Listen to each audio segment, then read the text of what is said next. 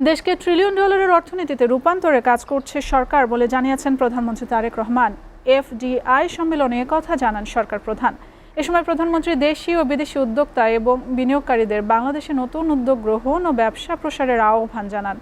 বাজেটে বিশেষ অগ্রাধিকারপ্রাপ্ত খাতগুলোর জন্য সুনির্দিষ্ট প্রণোদনা নিশ্চিত করা হয়েছে বলে জানান প্রধানমন্ত্রী। আব্দুল হাদের প্রতিবেদনে বিস্তারিত। রাজধানীর চীন মৈত্রী সম্মেলন কেন্দ্রে foreign investors chamber of commerce and industry আয়োজিত এফডিআই সম্মেলনে যোগ দেন প্রধানমন্ত্রী তারেক রহমান। সম্মেলনে বিনিয়োগকারীদের বাংলাদেশে নতুন করে মূলধন বিনিয়োগে সব ধরনের সহযোগিতার আশ্বাস দেন তিনি। The new forward-looking BNP government wants your companies to invest and expand in Bangladesh. Whether you are a local entrepreneur or a foreign investor. When you invest in Bangladesh, our government will invest in you through our time, support and policies. This is a commitment we will try our best to keep, inshallah. BNP সরকার 2034 সালের মধ্যে দেশকে trillion ডলারের অর্থনীতিতে রূপান্তর করতে কাজ করছে বলেও জানান সরকার প্রধান। Our government is determined to build a $1 trillion economy by 2034.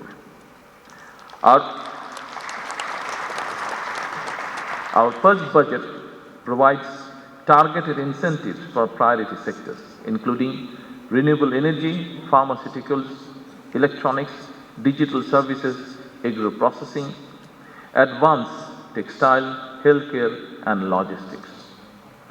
We are positioning Bangladesh as a manufacturing hub, expanding and diversifying our ready-made garment industry, and investing in the skills, know-how, and technologies needed for human capital development. এছাড়া নবায়নযোগ্য শক্তিতে অধিকতর বিনিয়োগের পাশাপাশি বন্দর, logistic অবকাঠামো এবং সার্বিক জ্বালানি নিরাপত্তা নিশ্চিত করার কথাও জানান প্রধানমন্ত্রী।